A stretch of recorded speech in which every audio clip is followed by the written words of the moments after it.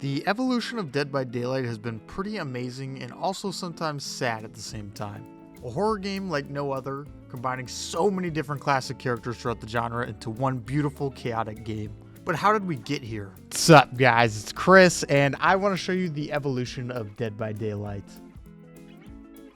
It started in 2016, and if you think the bugs in DBD are bad now, you should have seen the patch notes back then. For a reference, this was just one of their first 20 bug fix patches. And it wasn't just buggy.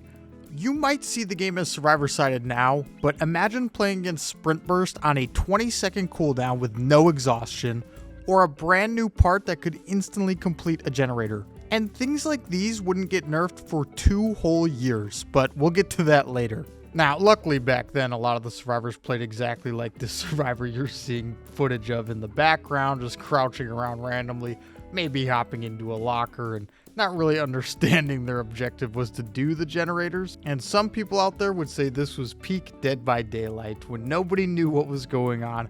Everything was broken. It was just a good time with friends having fun, no egos and no entitlement. Yeah, it was more fun back then. It was pure intimidating chaos that kept you wanting to queue up the next one despite everything. Now you have regulated anti-camping, meta to follow, and a straightforward flowchart how you should play with everything. Nothing in between. Currently, you're playing a shadow of the game it was in the past. To me personally, I think if DBD had stayed this way, it would have died easily within a year.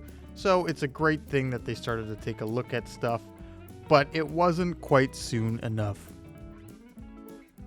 In 2017, even an awesome brand new game like Dead by Daylight had already lost half of its player base from the previous year. A large chunk of that was because of how unbalanced the game actually was, but another important piece was the complete lack of skill or understanding people had of the game at this time. People were starting to understand how strong some of the perks and loops in the game were, but it wasn't until a channel named Noob3 came along that the survivor landscape in DBD changed forever.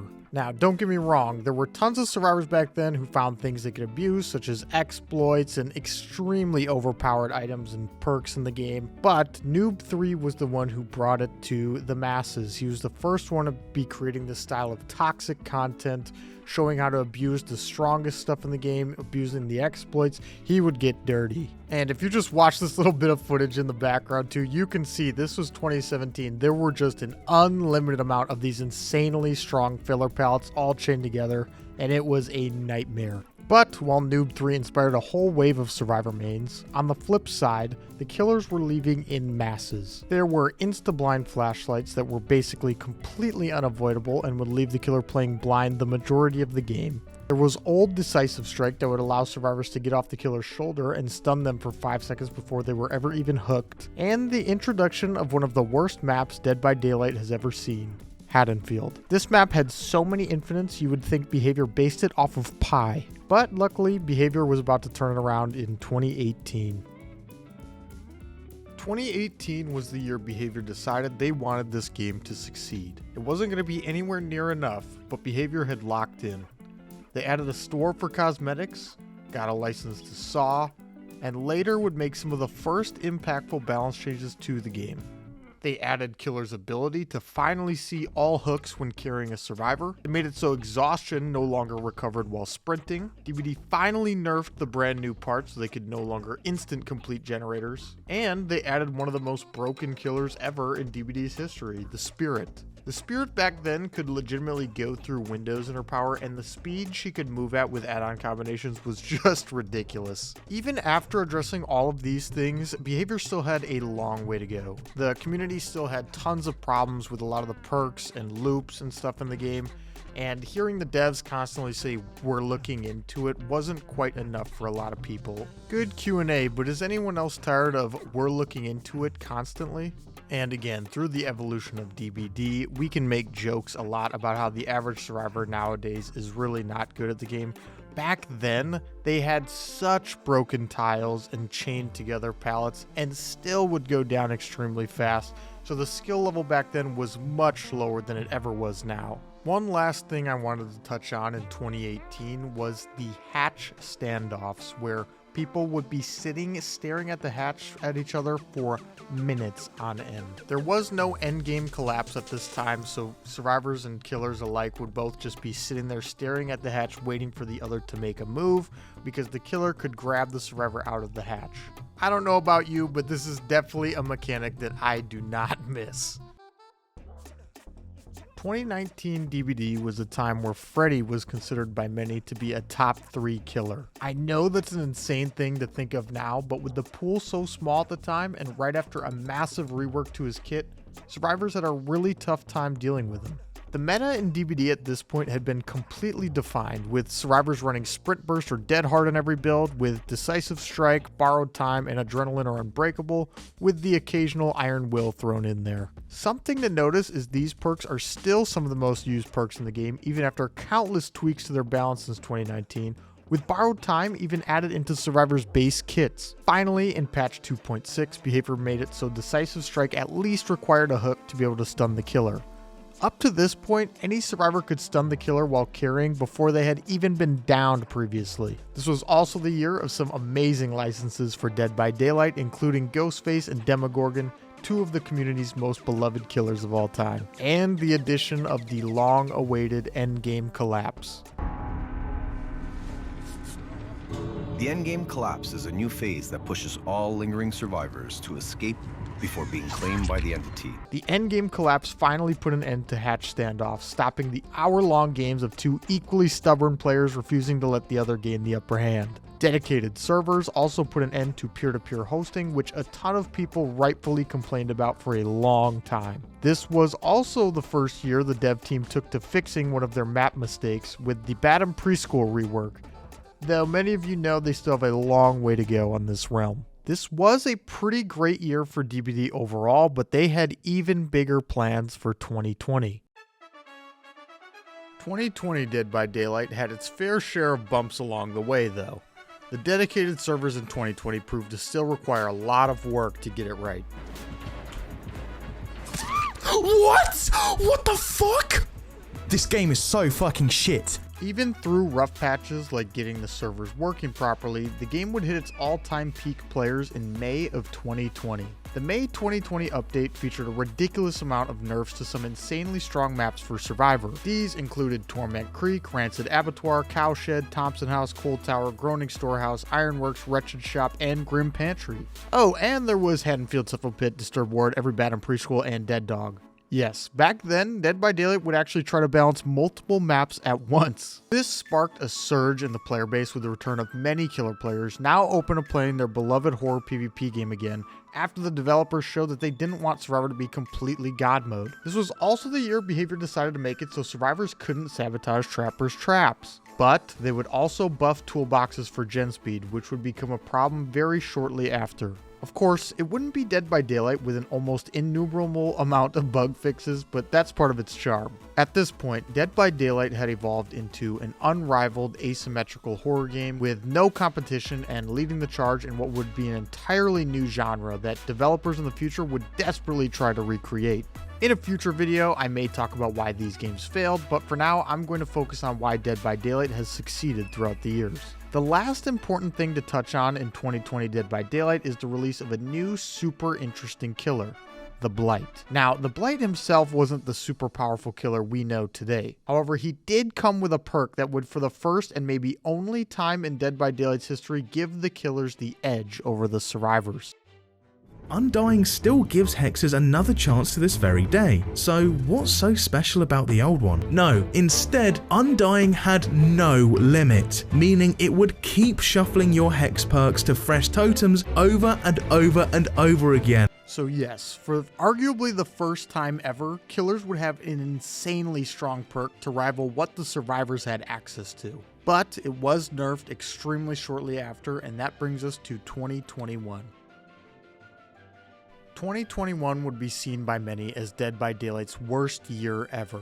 Again, they would hit their all-time peak player count shortly after the Resident Evil collaboration and during their anniversary event, but this doesn't tell the whole story. 2021 was the introduction of Trickster, who was extremely underwhelming and had a ton of bugs to go along with them. Nemesis was released with the Resident Evil chapter and was also extremely buggy. Console players suffered heavily in this time as optimization had gone down the drain, and for this reason, a lot of them decided to stop playing at least for a short time. Then there was the drama with Dead by Daylight attempting to release NFTs, which the community hated and Behavior would get massive hate for, rightfully so in my opinion. This was also the first year Dead by Daylight's reviews on Steam dropped from positive to mixed. The hackers and Dead by Daylight had begun to run rampant as they released Dead by Daylight for free on Epic Games, allowing unlimited access to free accounts on their game they refused to add a strong anti-cheat to. And finally, two of the biggest controversies ever in Dead by Daylight's history. The first one was MMR, a skill-based matchmaking system Behavior would implement that still exists to this very day. A lot of people would rightfully argue that skill-based matchmaking does not and will never belong in Dead by Daylight. The game is inherently unbalanced in a 4 vs 1 game and is almost impossible to regulate without severely limiting what can be brought into the match, especially with the RNG factor of maps in Dead by Daylight. This would spur a lot of players to leave the game and look for other options because they believed their beloved Dead by Daylight was gone, replaced by this ultra sweaty action game rather than the cooperative horror game it had been in the past. The second controversy was the introduction of boon totems to Dead by Daylight. Circle of Healing was one of the most game-breaking perks of all time, making it so all survivors could heal themselves at extreme speeds while in the range of the totem, with only one survivor required to bring the perk. This perk being introduced actually made me personally take a 3-month break from the game, even though I completely loved Dead by Daylight, due to how severely unfun it was to play against. Survivors could completely rob all pressure from the killer with absolutely no risk, putting killers in complete lose-lose situations in every match. Some survivors today will still argue somehow that this perk was fair, and they don't like that it was nerfed, but I'm sure this has something to do with the players being new to the game at the time, and not understanding that Dead by Daylight was never designed for survivors to be permanently healthy at all times. Even though this year was a super rough one for DBD, the dedicated player base held on into 2022. 2022 would have the release of some new amazing killers that players on both sides loved. The Dredge was DBD's attempt at bringing horror back to Dead by Daylight, and players on both the killer and survivor side thought this design was amazing. 2022 also had the release of Wesker, along with new Resident Evil survivors Ada Wong and Rebecca, which had the community more hyped than ever before. And Behavior delivered. Now, Wesker released with his fair share of problems, but once these were ironed out, the community immediately fell in love with him, and his pick rate has maintained at the top ever since. There was also the release of the Knight, which many players, including myself, were not huge fans of, but I'd rather focus on what they did to bounce back this year. At the start of 2022, Behavior would finally take a look at the extremely overpowered hatch, where multiple survivors with a key could exit through the hatch when a certain number of generators were completed. This had basically no counterplay from the killer and simply allowed survivors to leave without completing their objective. Behavior made it so only the last survivor in the game had access to the hatch, making it the participation trophy it always should have been. 2022 was also the year of DBD's first major perk rework ever, with changes to Eruption, Corrupt, Ruin, Jolt, and others on the killer end, and changes to Dead Hard, DS, Deja Vu, Distortion, Off the Record, and about 20 other survivor perks. This shakeup was huge for DBD and invigorated the player base, enraging some very adamant survivor mains that believed they needed the original overpowered Dead Hard to remain in the game, but overall this was huge. A hemorrhage rework was added to the game, and Behavior was starting to add a ton of changes to killer terror radiuses. Although the new maps Decimated Borgo and Garden of Joy would be some of the most survivor-sided maps in the entire game, Behavior would try their best to change these in the future. They also finally buffed how long it takes to complete a generator, gave small quality of life changes to killers such as partial brutal strength and a stack of save the best for last base kit, but they also gave survivors a buffed base kit borrowed time as a trade-off. I want you to notice Behavior's mentality at this time, as it was very good. They would give one side some buffs to make it more enjoyable and not ignore the other side by helping them out as well. This is something important Behavior's lost in recent times. There was the Prestige rework that gave people something to work towards with prestiging characters, and overall, after how horrible 2021 was, this was an amazing way for Behavior to bounce back and show the community they cared, although there would be plenty more to address in the future. 2023 would be a year full of ups and downs. The first thing Behavior would add this year was the HUD, allowing survivors to see what their teammates are doing at all times, offering invaluable information. They also gave their first impactful rework to the nurse in a long time, removing her ability to use perks like Starstruck in her power, instead counting all blink hits as a special attack. They also reworked a ton of her overtuned add-ons and made it a lot easier to understand exactly what the nurse could do in any given match. Behavior would next tone down the abomination that was Release Eerie of Crows, but still leave it fairly survivor-sided as to not change it up too much. And then came the Skull Merchant. This killer terrorized the player base for months before she was reworked multiple times into the state she's in now. But just understand that even the most mediocre players would be holding competitive survivor teams in hour-long matches because of how terribly designed this kit was. They also removed every killer interaction with light burning, like burning Hag's traps or burning Wraith out of his power, and would then go on to make more massive perk overhauls to Pain Resonance and Dead Hard, and the long overdue Circle of Healing rework. After this rework to Circle of Healing, survivors could no longer heal themselves in the boon's range, but would get a massive 100% healing bonus to others while healing in the radius. This perk is still insanely powerful, but is pretty rare simply because it isn't game breaking anymore. The Dead Hard changes were also extremely ill accepted by many survivors, as now they were limited to 2 uses of the perk throughout the game. Personally, I think they should start limiting all exhaustion perks to set uses, but that's a topic for another video. They also completely removed the dreaded gen kick meta that would previously drag games on for much longer than necessary through no skill on the killer end, and a long-awaited medkit update which majorly reduced the speed survivors could heal themselves. A lot of people that care about actual game balance would say this was the golden era of Dead by Daylight.